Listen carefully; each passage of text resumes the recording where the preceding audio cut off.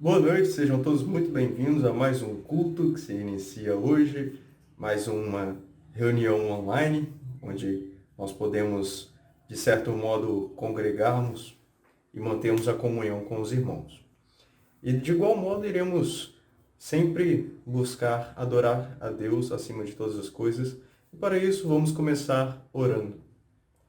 Muito obrigado, Senhor Deus, pelo dia de hoje, porque o Senhor tem sempre nos guardado, nos dado proteção, perdoe nossos pecados, nossas falhas e nos abençoe para que possamos sermos agraciados com a Tua palavra que virá aos nossos corações. De igual modo, que o Senhor nos ajude para entoarmos louvores a Ti, porque se o Senhor não ajudasse a nós não poderíamos nem sequer prestar louvores dignos de serem ouvidos por Ti, Senhor, porque Tu és soberano e nós não somos nada.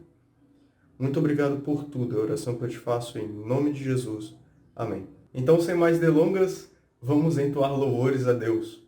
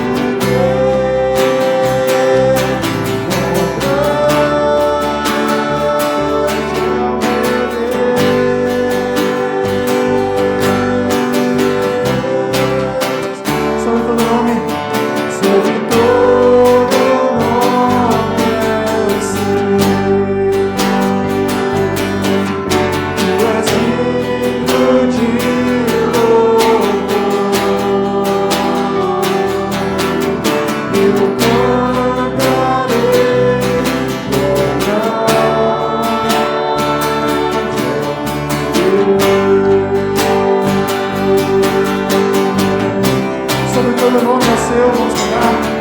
Seu nome é seu.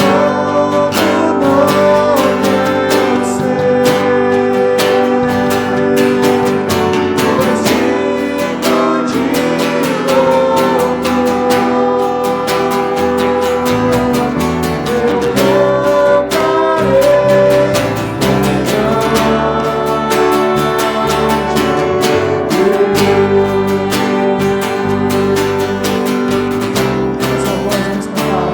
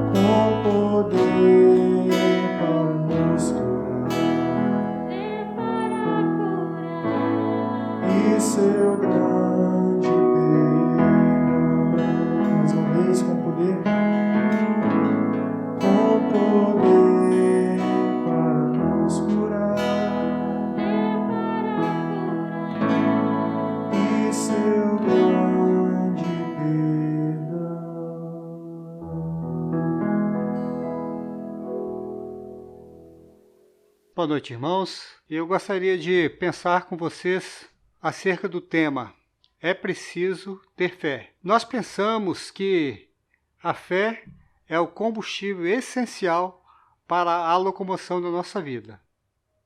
Fé não é exatamente somente acreditar em alguma coisa, um objeto.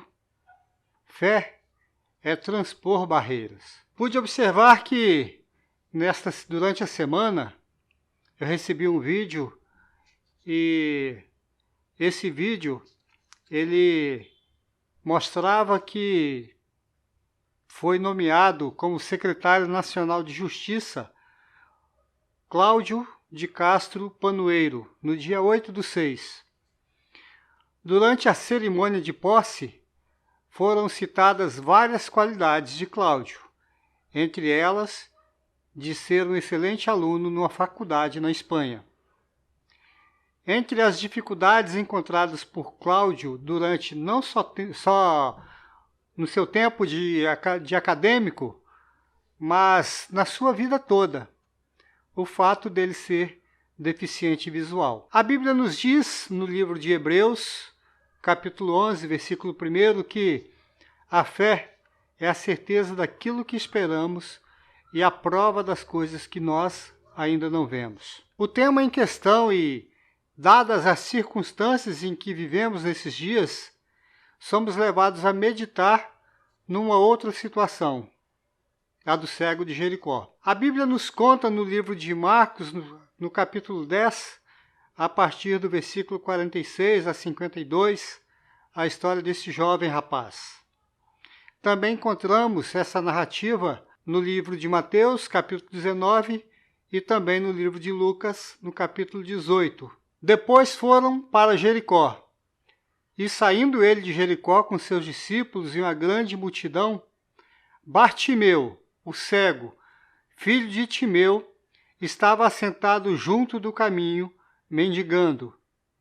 Ouvindo que era Jesus de Nazaré, começou a clamar, dizendo: Jesus, filho de Davi, tem misericórdia de mim. E muitos o repreendiam para que se calasse, mas ele clamava cada vez mais: Filho de Davi, tem misericórdia de mim. E Jesus, parando, disse que o chamassem. E chamaram o cego, dizendo-lhe: Tem bom ânimo, levanta-te, que ele te chama.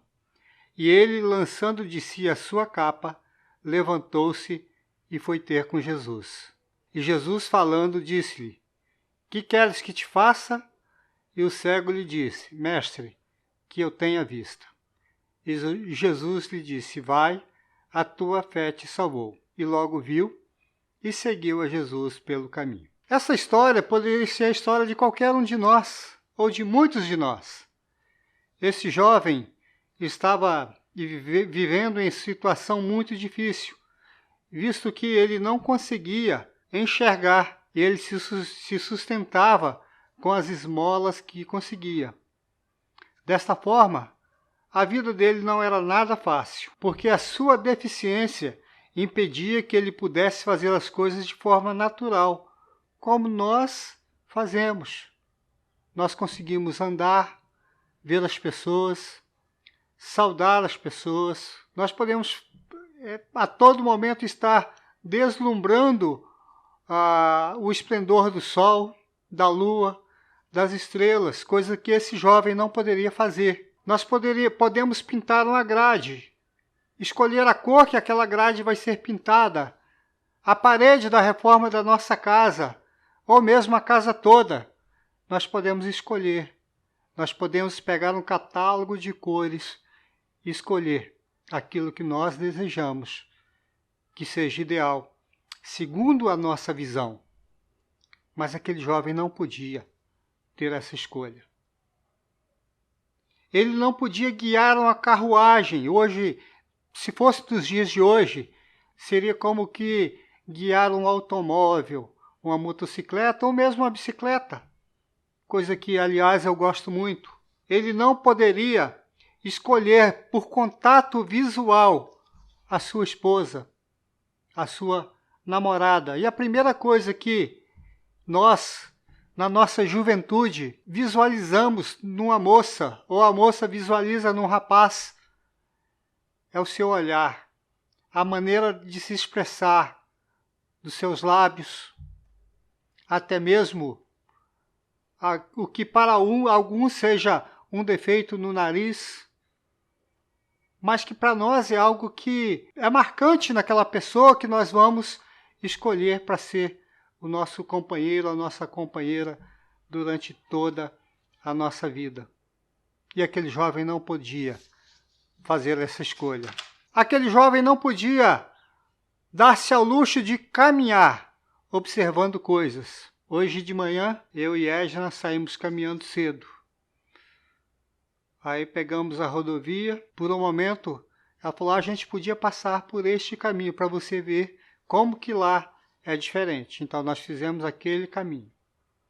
Então, aquele jovem não podia dar-se ao luxo, se é que nós podemos chamar isso de luxo, de fazer essa caminhada, observando coisas, observando a natureza, observando pássaros, os animais à sua volta. Aquele jovem, ele não podia nem mesmo ver a face de seus pais. Ele não podia saber como era a face de sua mãe, a não ser pelo tato. O texto não diz ali se ele era casado, se era solteiro, mas suponhamos que ele pudesse ser casado. Ele não poderia ver a face dos seus filhos. Ele não podia deslumbrar se seu filho fosse barbudo, como era a barba do seu filho. Ele não podia ler como qualquer um alfabetizado pode ler. Hoje, lógico, a gente tem exceções, há cegos que leem, mas é muito restrito. Eles podem ler através do tato, mas não é da mesma maneira como qualquer outra pessoa que não tenha deficiência possa ler. E eu acho que o pior momento da vida dele era sentir-se desprezado pela sociedade, pelas pessoas que viviam à sua volta. Apesar de todas essas dificuldades, o que a gente pode perceber durante esse texto é que aquele jovem, ele conhecia a história do povo judeu. Ele conhecia as escrituras, provavelmente em casa ou alguns dos seus amigos, até mesmo por causa da maneira como os hebreus viviam, passando as suas histórias, os seus feitos de geração em geração. Isso era passado para as crianças desde novas. Nós percebemos que aquele jovem, ele era tão somente um deficiente visual, mas ele não era desprovido de uma outra visão, que era a visão que ele tinha a respeito do Mestre quando ele ouviu falar de Jesus, quando ele ouviu falar dos feitos de Jesus, quando ele, na sua criança, na sua meninice e no seu desenvolvimento, ouvindo falar, tanto na lei quanto nos profetas, que essas mostravam para o Messias, e agora Jesus estava ali com eles. O texto nos informa que este jovem, ao ouvir um grande alvoroço, ele quis saber o que era aquilo. Então, ao ouvir que era Jesus que estava passando, então começou a clamar dizendo, Jesus, filho de Davi, tem misericórdia de mim. Esse texto nos leva também a pensar num outro personagem que também nos chama muito a atenção, porque era alguém que necessitava, talvez até mais do que esse cego. Eu me refiro à pessoa de Zaqueu, aquele cobrador de impostos, tido entre os judeus como um ladrão. Ele era tido como aquele que roubava do povo para dar para aqueles que não precisavam, que eram as pessoas que governavam e que tinham poderio sobre Israel naquele tempo, naqueles dias, né, fazendo a referência então ao Império Romano de Roma. Então ela tinha o domínio sobre o povo hebreu naquele tempo. Mas voltando para a história desse jovem Bartimeu, ele mesmo repreendido pela multidão, ele insistia, ele não desistia de clamar. A multidão queria parar o seu clamor, mas ele prosseguia em clamar. Da mesma forma acontece conosco. Às vezes nós estamos cegos e não enxergamos a verdade. Às vezes a nossa cegueira é maior do que a cegueira daquele jovem, porque é uma cegueira espiritual, nós não enxergamos as necessidades espirituais nossas, nós não enxergamos as necessidades espirituais e necessidades materiais até do nosso próximo. Os problemas que nós enfrentamos, eles assemelham-se às multidões que queriam calar aquele jovem. Esses problemas às vezes querem também nos calar. E nós precisamos agir da mesma maneira que aquele jovem. Nós precisamos ter persistência. Não podemos abrir mão do que é nosso, do que Jesus conquistou na cruz por nós, que é a nossa maneira de viver. Absolutamente da maneira como Cristo quer que nós vivamos. O cego não desistiu de viver, ele não desistiu de Jesus, ele não desistiu de clamar por Jesus, ele não desistiu de buscar uma solução para o seu problema. Da mesma maneira, nós não podemos desistir.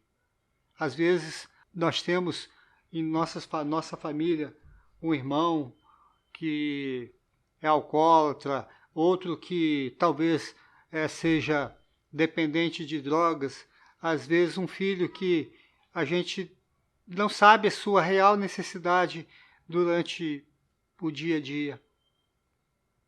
Mas nós não podemos desistir da nossa família. Mesmo que isso nos custe às vezes sacrifício, mas todo sacrifício vale a pena, se for para estar no centro da vontade de Jesus. Para finalizar, eu gostaria de fazer a leitura na carta de 2 Timóteo 2:1, que diz assim: Tu, pois, meu filho, fortifica-te na graça que há em Cristo Jesus. Eu estava indo, agora há pouco, à farmácia para comprar um medicamento anti-inflamatório, em decorrência do acidente ainda, né, que já tem 20 e poucos dias. Esse medicamento, a indicação é para que a inflamação do membro acidentado ela possa diminuir, que ela possa regredir e que para o corpo possa então fortificar, para que o membro possa fortificar, possa ser curado, possa sarar. Assim, da mesma maneira, esse texto nos chama a atenção para que nós nos fortifiquemos, para que a gente busque ser fortes na graça que há em Cristo Jesus. De uma forma ou de outra, todos nós às vezes nos passamos por cegos ou nos fazemos como cegos. Mas a palavra de Deus nos diz no livro de Mateus que Jesus é a luz do mundo. E se Jesus é a luz do mundo, Ele também é a nossa luz. Ele é a luz de todos os que o aceitam e de todos os que colocam sua vida nas suas mãos. Que Jesus possa ser o nosso Senhor, a nossa luz, para que a gente não viva mais em trevas, para que a gente não viva cegos, mas que a gente viva na luz e sendo luz, para que Cristo brilhe em nós. Então que Deus possa nos abençoar, que Deus possa sarar as nossas feridas, sarar e retirar de nós qualquer nuvem de escuridão que pare à nossa frente, ao nosso redor, para que a gente possa caminhar na luz. É isso que eu quero primeiramente para a minha vida. E assim eu desejo para a vida de cada um que esteja me ouvindo nesta noite. Que Deus possa nos abençoar. Amém? Então eu gostaria de encerrar orando, clamando a Deus pela minha vida e pela vida de nossa igreja, do nosso país, nosso bairro. Vamos orar. Deus, muito obrigado, Pai, pelo dia abençoado, pelo dia maravilhoso, Deus, que o Senhor nos tem concedido. Eu quero te agradecer, ó Deus, porque o Senhor é a nossa luz. É o Senhor que cura a nossa cegueira e nos faz caminhar, mesmo à noite, como se estivéssemos caminhando durante um belo dia, Deus, de sol. Eu te agradeço, ó Deus, pela visão. Eu te agradeço, ó Deus, pelo olfato, pelo tato, pelo nosso paladar, ó Deus. Eu te agradeço pela providência que o Senhor tem dado à minha vida todos os dias, ó Pai. Nós não sabemos como será o dia de amanhã, mas nós sabemos que amanhã, se houver um amanhã, o Senhor estará conosco guiando os nossos passos. Abençoe a tua igreja, Deus. Abençoe a tua igreja, não somente de Maracanã, Deus, mas a tua face, a tua igreja sobre a face da terra. Prepara, Deus, a igreja para encontrar-se com o Senhor. E ajuda-nos a nos preparar para encontrar com o Senhor. Que o Espírito do Senhor, ó Deus, nos ajude no nosso caminhar, dia após dia. É a oração que eu te faço agradecido, em nome de Jesus. Amém.